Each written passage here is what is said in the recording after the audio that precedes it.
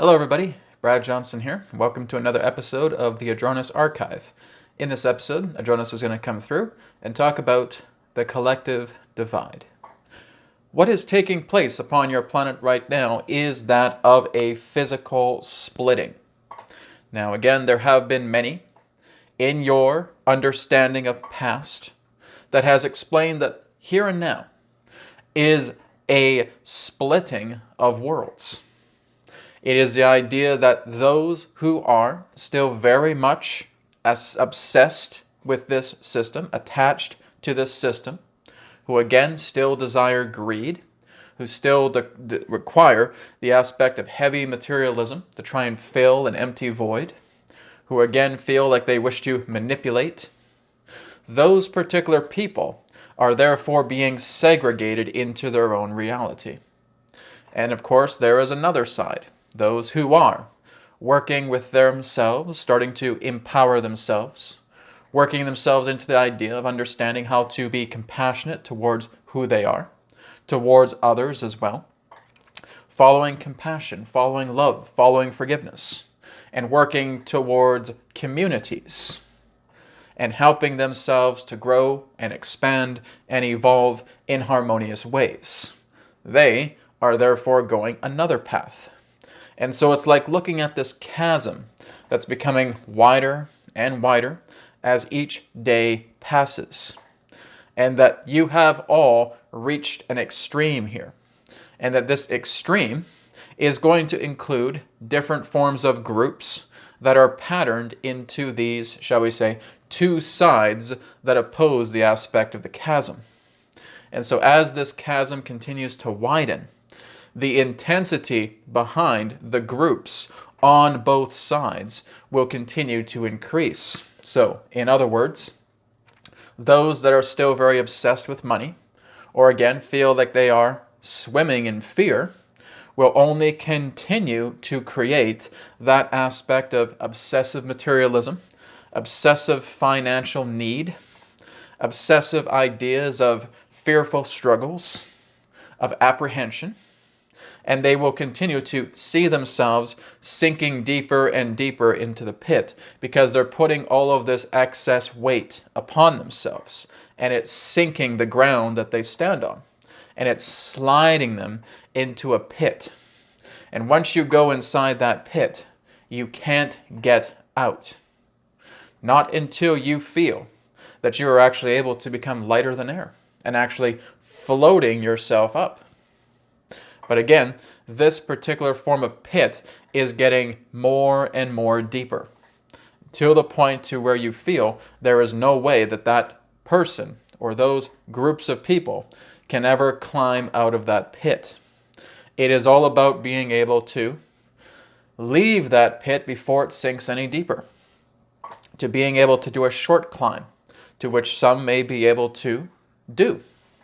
But it will get to the point where that pit will almost seem bottomless.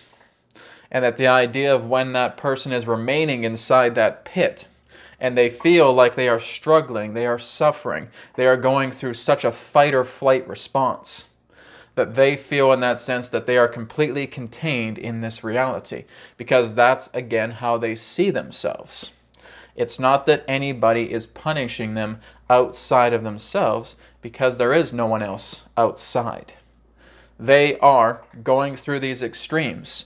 They are feeling much heavier because they feel there's no way out. Even though people are telling you, yes, there is a way out if you just do this. Oh, but I can't do that. I'm not worthy. I'm not valuable. I can't do that. It's not possible. So stop mentioning that, etc. What's another way? There is no other way. It's to lighten yourself up. It's to work with your emotional states. It's to harmonize, forgive, and bring compassion to your traumas.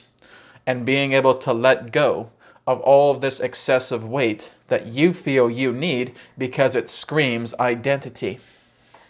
And if you're not able to do that, you will continue to sink deeper and deeper and deeper until this pit seems bottomless. Then, of course, there are those on the other side. And those other people are therefore mountain climbers. They're climbing the summit. Not only are they past the valley, but they're now climbing this enormous mountain. And that mountain is taking them as they reach the summit, as they reach the peak, and they see the other side. There is the fourth density Earth. And they are doing this because they are continuing to work with themselves. They are allies to their own spirit. They are listening to their spiritual being. Spirit is helping to guide them, and they are listening, and they are following it. Have they had to make challenging choices? Yes, of course. Have they decided to let go of things that no longer serve them? Absolutely. Have they been able to work and understand and begin to harmonize themselves and understand that everything else around them is a part of themselves? Yes. And that's how they're making the climb. This is the collective divide. This is the splitting of worlds. This is the idea of those that are in that nearly bottomless pit will remain in that third density structure because they don't have enough lightness to carry themselves into the next vibrational reality of the new earth. It is something that you all have to realize. You're in command of. You're in charge of your own path. All of these paths are around you. Some that can represent divinity, love, empowerment, compassion, joy, forgiveness, and those that again create you to wallow in fear, in apprehension, in anger, in suffering through abandonment, rejection, and abuse. And you go into that because you see little to no value of who you are, and you stay there. That's how this is done. It is a vibrational match. Those can be in a vibrational match to an abundance of great fear, or a vibrational match to an abundance of great joy. It's up to you. Now, some will ask us, well, Adronis, what about my family? I would love to see my family go with me as I'm starting to elevate myself. Will my family be able to go with me also? And we have shared, this is not a family pick and choose situation. We understand that many of you have loved ones that you know are going through extremely difficult times, and that you have nearly destroyed yourselves trying to help them to get about how they can elevate their own consciousness. And what you're basically doing in that sense is trying to speak a language that they don't understand. Where you say, you just have to learn to work with these emotions. Oh, but I don't know how to do that. These emotions are too strong. I don't know how to do that. Oh, well, what can I do to help them get this? To help them realize this is all they have to do. They have to learn how to be compassionate. They have to learn how to be forgiving. They have to learn to be loving. Why don't they get it? So when you're looking at it in that way, look at the person that you're becoming. You are desperate. You become so desperate because you feel you can't dig them out of this hole, that they themselves dug themselves in. And so by you feeling that you are so desperate, you therefore, in that sense, feel abandoned because they aren't coming along with you to the path that you know is true to yourself. This is not a family pick and choose thing. This is not a friendship pick and choose thing. This is all about the idea of frequency, coherency, vibration. Those that reach that particular, shall we say, peak of consciousness through love, through compassion, through forgiveness, and they're working upon themselves and they're becoming the example. They are elevating themselves. They are moving themselves into the next dimension. But whenever you feel like you need to stop and you're trying to hurry down the mountain and saying, Grandma, come on, take my hand. Best friend, come, take my hand. And you try to move them. You try to pull at them. they won't move an inch. And now you're struggling. Now you're fighting. Because again, you have such a dependency and feeling that they have to do what I say. They have to follow what I'm trying to tell them here. Otherwise, I can't move an inch. And so again, what happens is that you keep yourself completely weighted into the situation that they have now said, you have to stay here because you can't be without me. So again, it becomes a fear of abandonment.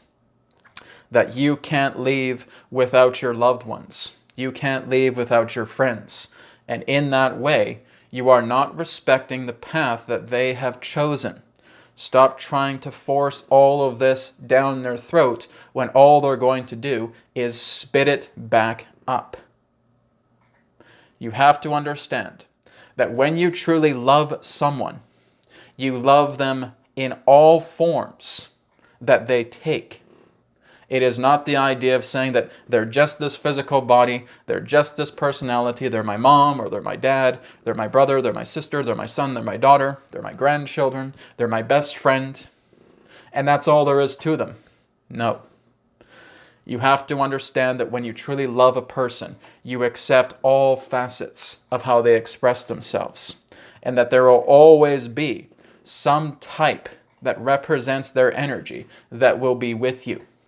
Their physical attribute of who they are as a being that is human on this planet may not move you with you into the next dimension. You have to accept that. Because again, they have decided they don't get what you're talking about. They don't get the idea that all they have to do is be compassionate and forgiving and working with their emotions and being able to now start walking and start climbing that mountain with ease because they trust their hearts, they trust their souls. That, again, is their decision. It's no more different than when you have a tyrant in your life and saying, you have to behave like this, you have to do this, you have to do that, or else, consequence, consequence, consequence. How would you feel? Well, obviously, you're not going to want to listen to this person. Obviously, you're going to want to get away from that person as quickly as possible because they feel controlling, they feel demanding, they're desperate that they need you because they're not willing to work with themselves. So this is where those on the other side of the chasm that are trying to climb up this mountain will often fumble back down because they'll run over to the valley, they'll go into the pit and they'll say, hey, come, take my hand. Now, sometimes they might, if they feel like there's a breakthrough, there's a realization, they will take your hand. But what you are not doing is feeling, take my hand, falling into the pit, trying to grab this person and carry him out of the pit or carry her out of the pit. You won't. The weight will be too strong and you'll be sucked in with it. That's how this works. This is all vibrational coherency magnetics. We understand that many of you have loved ones, but you have to understand your redefinition of what you feel love is. Love is not about control. Love is not about forcefulness. Love is not about trying to shove something down a person's throat where they're just going to spit it back up again. You have to accept a person's path, just as others have accepted a path that you have decided to take because it's who you are. It's your natural self. There's no shortcut to this. There's no shortcut of hitting a red button and saying, here we go, I'm in fourth density. Here we go, I just moved past this earth and I'm in heaven, sitting on a cloud, playing a harp. No. What you have to understand is those that are following the path that are leading to fourth density, it is not about the idea of you not doing anything anymore. You're still going to work. You're still going to go through challenges. You're still going to interact with an earth. You're still going to connect with nature. You're still going to have responsibilities. You're still going to learn to love others. You're still going to learn how to participate in communities. You're still going to learn how to connect deeper with yourself. You're going to learn how to evolve, how to better yourself. That doesn't end. when you move into fourth density. In fact, it shows more of it when you're going into that density alignment. There is certainly a change of theme, yes. There certainly is much more accessibility to you, yes. There is certainly a greater depth perspective to fourth density, yes. But that doesn't mean that you're just going to collapse and just go up into heaven and having to do nothing. You can do nothing here in this life. But again, you know it's not really going to get you anywhere. It's the idea of accomplishing what you feel you have come here to accomplish. To work together with the assignments that you have laid out for yourself. And all of your guides, all of the beings that are working alongside of you, are helping you to remind you of what you have put forward for yourself, because you have contracted them to do so. So, this is something very, very important we want to share with all of you, because there have been many of those questions. What about my loved ones? What about those who I deeply care for? You have to understand what love is. Love means you will always accept them no matter whether they're in a body or whether they are formless, because they're always going to be with you. Always. And when you move into fourth density, you will understand that on a deeper level. You will be in deeper connection to their higher self, because you're becoming in deeper connection with your own. That's how it works. That's how you move across a plateau that gives you a greater depth perception. And that is the splitting of worlds. That is the planetary mitosis that's taking place here. Adronis, when is this supposed to happen? When's the big date? As it relates to shifting from third density to fourth density, from fourth dimension to fifth dimension. When is this supposed to happen? All we can say is that it is extremely, very likely that this will be happening within your current generation. That's all we can state. It's not about it being 1 year away, 5 years away, 10 years away, etc.